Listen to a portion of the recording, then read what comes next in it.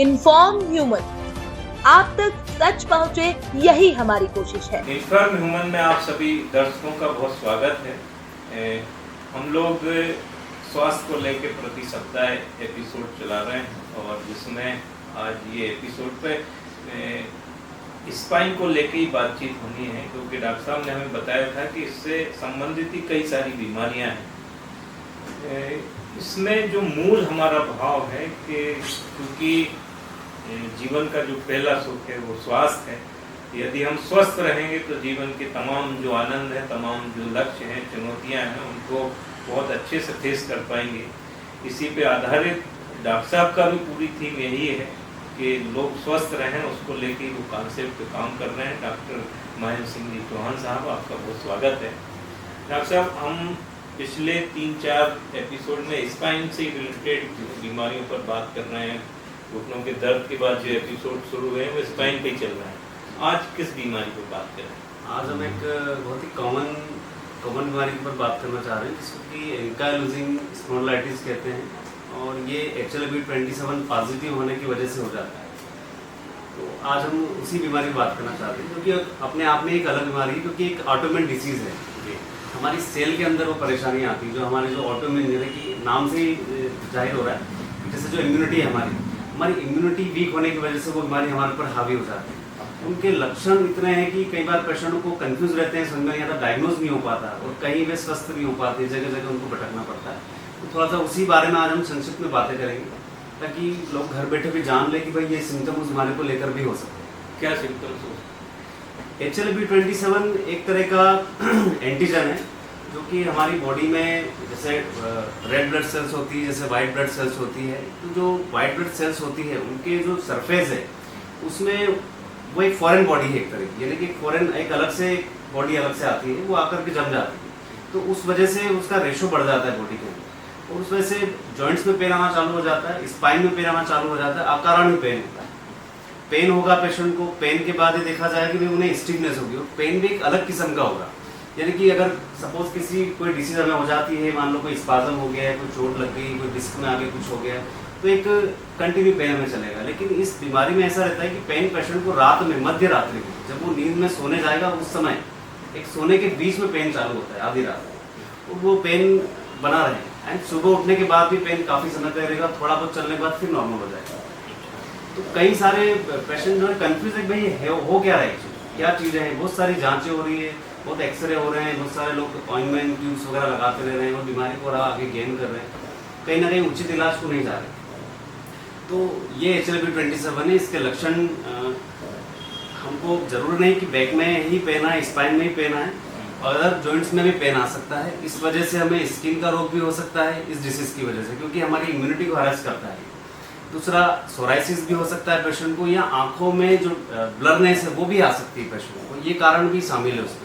अगर आप में से किसी को भी अगर कमर में दर्द आ रहा है, जॉइंट्स में पेन आ रहा है, आंखों में ब्लरनेस भी आ रही है, अभी स्किन में भी ऐसे कुछ रोग मालूम पड़ रहे हैं, तो कहीं ना कहीं आपको टेस्ट कराने की ज़रूरत है।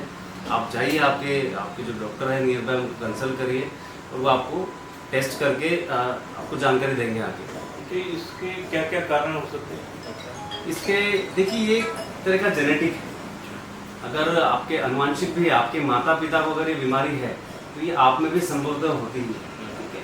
तो एक तो जेनेटिक कारण हमारा हो गया। दूसरा सबसे मुख्य कारण है जो आप आज की लाइफ स्टाइल में सब लोग पेस्टिसाइड जो यूज़ कर रहे हैं, जो केमिकल वाला जो खाना खा रहे हैं, जो प्रोसेस करी हुई चीज़ें खा रहे हैं, जो प्रोसेस करा हुआ ऑयल खा रहे हैं, जो प्रोसेस करे हुए बिस्किट्स खा रहे हैं, जो प्रोसेस करे हुए नूडल्स खा रहे हैं, बच्चे जो नूडल्स खा रहे हैं, ये कई सारी इस तरह की चीज़ें जो प्रोसेस करके जो बनाई जा रही है, ये कहीं ना कहीं केमिकल बेस से ही बनाई जा रही है, जो प्रोसेस करके हो रही है, जिनको कि आज बनाया जा रहा है और 3-3 साल तक स्टोर करके रखा जा रहा है। जो ऐसी जो चीज़ें हैं, उन चीज़ों की वजह से बीमारी और ज़्यादा बढ़ रही है। और इसके इलाज की क्या क्या?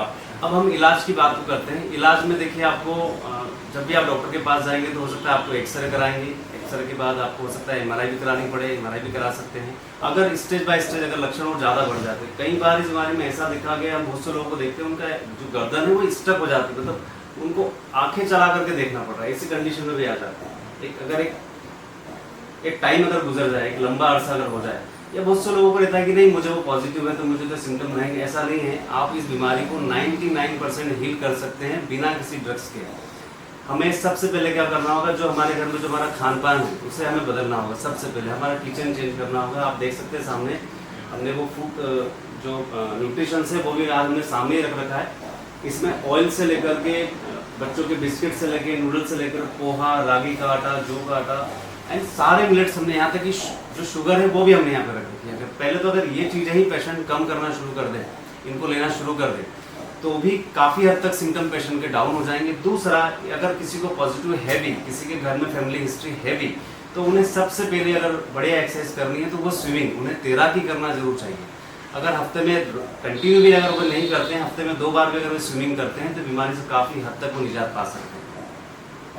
डॉक्टर साहब, तैराकी की बात आ रही है तो पिछली बार भी जब हम लोग बातचीत करते रहे हैं, एक्सरसाइज को लेके आपने कोर्स किया ही है और खान पान पे भी जोर दिया है, तो स्विमिंग क्या स्पाइन से रिलेटेड हर तरह की बीमारी में सहयोगी साबित होता है? बिल्कुल। जिन्हें स्पाइन रोग तो है ही है, साथ में जिन्हें अगर रेस्पिरेशन इश्यूज भी है, ब्रीदिंग इश्यूज भी हैं, तो वे भी इसे शॉर्ट आउट कर सकते हैं अच्छा, स्विमिंग के थ्रू। और अभी जिस बीमारी पे हम बात कर रहे हैं खान पान का, तो आप बोल ही रहे हैं जी, हमारे सेंटर पे क्या इस तरह की बीमारियों की पूरी तरह से ठीक होने? बिल्कुल, हमारे सेंटर पे आते हैं पेशेंट। उस HLA-B27 पॉजिटिव तो है ही है, लेकिन साथ साथ फिर पॉजिटिव रहने की वजह से उनको कहीं ना कहीं आर्थराइटिकल इश्यूज भी आ रहे हैं जॉइंट्स में, कई सारी और भी अदर चीज़ें भी हो रही है। किसी को डिस्क में बल्जिंग भी शो हो रही है या नमनेस भी आना शुरू हो रही है। ये कई सारी हिस्ट्री पेशेंट की रहती है। और पेन तो उन्हें ऐसा है कि वो बना ही रहता है कंटिन्यू, भाई पेन तो मुझे सफ़र करना ही पड़ रहा है, पेन नहीं, या मेरी क्षमता नहीं है, मैं 10 मिनट खड़ा हो सकता हूँ, 10 मिनट से ज़्यादा खड़ा नहीं हो पा रहा हूँ, या मुझसे जो गृहिणियाँ हैं, जो माताएं, देखिए ये जो डिसीज़ है, एक बहुत अच्छी बात है, ये जो डिसीज़ है अधिकतर पुरुषों में होती है, लेकिन महिलाओं में भी कॉमन है। ऐसी बात नहीं है कि वह पुरुषों में ही होगी। कई बार लोग कहते हैं कि भाई वो तो पुरुषों में होता है, बहुत से लोग ये कहते हैं कि नहीं, जो गठिया है RA फैक्टर महिलाओं में पॉजिटिव होता है, HLA-B27 भी होता है। ऐसा नहीं है, HLA-B भी है, C भी है, A भी है, 3 तरह के HLA होते हैं हमारे। ये सब हमारी बॉडी में पॉजिटिव होते हैं। इनके अलग अलग प्रकार से लक्षण। जनरली महिलाओं में अगर देखा जाए, इनके सिम्टमों की बात करें, तो महिलाओं को स्पाइन के साथ साथ जॉइंट्स पेन भी रहेंगे। और वहीं अगर हम पुरुषों की बात करें तो उन्हें जॉइंट्स पेन कम रहेंगे, स्पाइन में पेन ज़्यादा रहता है। तो जब इस तरह के पेशेंट हमारे पास आते हैं, तो अगर उन्हें पॉजिटिव रहता है तो सबसे पहले उन्हें उनका डाइट हमें चेंज करना होता है, क्योंकि वो पेस्टिसाइड खा रहे होते हैं। उन्हें हम सबसे पहले बंद करते हैं। तो जैसे ही उनका हफ्ता 10 दिन अगर वो बंद कर दे, तो अपने आप में उनको चेंजेस आना शुरू हो जाते हैं। उसके बाद हमारे यहाँ पर पंचकर्मा भी है, फिजियोथेरेपी भी है, और अगर किसी डिस्क में बल्ज निकल रहा है, कोई और परेशानी आ रही है, तो उसके लिए रोबोटिक डिकम्प्रेशन भी है। हमारे यहाँ लेज़र टेक्नोलॉजी भी है, RET, CT, इस प्रकार की कई अनेकों जो रोबोटिक मशीन हैं वो भी हमारे यहाँ, जिससे कि हम पेशेंट को जहाँ महीनों वाला काम होता है, वहाँ पर हम 15 से 20 दिन में ट्रीट करके घर भेज देते हैं। अब लक्षण पे बात हो गई, इलाज पे बात हो गई। यदि ये बीमारी हमें हो ही ना जी, इसके बचाव के क्या तरीके? देखिए, नहीं, आपकी इम्यूनिटी अगर अच्छी रहेगी तो ये बीमारी हमें नहीं। सबसे महत्वपूर्ण कारण, सबसे पहले पॉइंट हमारा ये आता है कि भाई इम्यूनिटी, डिसीज को देखिए हमें समझना पड़ेगा, डिसीज क्यों हो रही है। हमारी इम्यूनिटी की वीक होने की वजह से, तो जैसे हमने कोरोना काल में देखा, सब कुछ डिपेंड था इम्यूनिटी के ऊपर। या जिन लोगों को कोविड हुआ है वो आज पेन से भी सफर कर रहे हैं, उनकी इम्यूनिटी भी हरास हुई है। तो सबसे पहला काम इम्यूनिटी का। इम्यूनिटी सब बेहतर करनी है तो आपने सबसे पहले न्यूट्रिशन पे जाना पड़ेगा, और अगर न्यूट्रिशन बेहतर है तो सबसे बड़ी रोकथाम तो यही हो जाएगी, न्यूट्रिशन और हमारा योगासन। ये 2 चीज़ें सबसे मस्ट है। डॉक्टर साहब, जैसा कि आप प्रारंभ से ये बात कहते रहे हैं कि स्पाइन से संबंधित कई सारे रोग हैं और ये चीज़ें निकल के भी आ रही हैं। अब लेकिन जो मरीज है या जो सामान्य लोग हैं, वो उनको तो दर्द एक ही लगता है कि यहाँ दर्द हो रहा है। इसको पकड़ने के लिए जांचें भी अलग अलग बिल्कुल। और जैसे आज आपने बताया, हम जिस डिजीज पे बात कर रहे हैं कि इसकी एक टाइमिंग है कि ये रात में ही दर्द होगा इसका। यदि इस तरह का दर्द है तो मरीज यही समझे कि यही परेशानी है। नहीं, जरूर नहीं कि वो चीज़ उन्हें पॉजिटिव हो।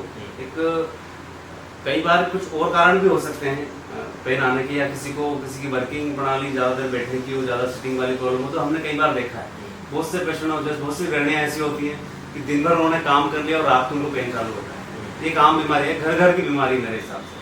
दिन भर उन्हें काम करना है और शाम को आने के बाद ये कहना है कि भाई मुझे आज जॉइंट पेन हो रहा है, मुझे हो रहा है।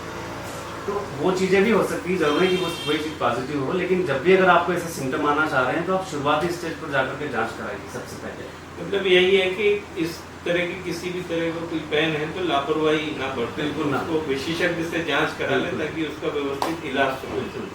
डॉक्टर साहब बहुत धन्यवाद। अभी अब अगले सप्ताह हम किस विषय पे बात करेंगे हमारे दर्शकों के लिए? अगले सप्ताह हम एक ऐसी बीमारी है जो कि कोविड के बाद से ज़्यादा प्रचलन में है। कोविड होने के बाद से बहुत से लोगों को हिप जॉइंट, हमारे जो हिप जॉइंट है इसमें नेक्रोसिस ज़्यादा है।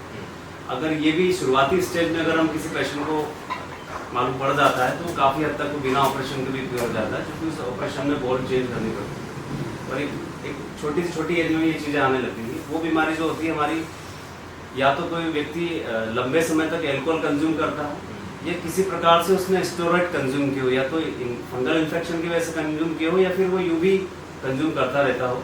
कई बार देखा गया लोग सेल्फ मेडिकेशन करते हैं, सर्दी जुकाम कुछ भी हुआ, मैं मेडिकल पे जाता हूँ, उनका कहना है, ये कई सारे जो पेशेंट आते हैं उनके एक्सपीरियंस है, मैं मेडिकल पे जाता हूँ, एक बेटनिसोल ले लेता हूँ, एक सिनारेजिन ले लेता हूँ, एक एंटीबायोटिक ले लेता हूँ, ये मेरा सर्दी जुकाम ठीक हो जाता है। लेकिन वो जो ड्रग है कहीं ना कहीं आगे जाकर के जो परेशानी कर रही है उसके बारे में हम लेकर बात करेंगे। निश्चित तौर से आप सभी दर्शक हमारे साथ लगातार बने रहिए और ये एपिसोड अभी हमारे लगातार चलने वाले हैं। Doctor Mahendra Singh Chauhan, Songara rehabilitation centre के डायरेक्टर, और कई सारे विशेषज्ञता हासिल करने के बाद में देवास में ही आप हमें उपलब्ध हैं।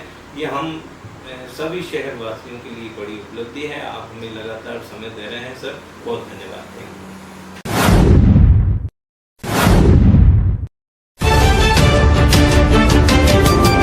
इन्फॉर्म ह्यूमन, आप तक सच पहुंचे, यही हमारी कोशिश है।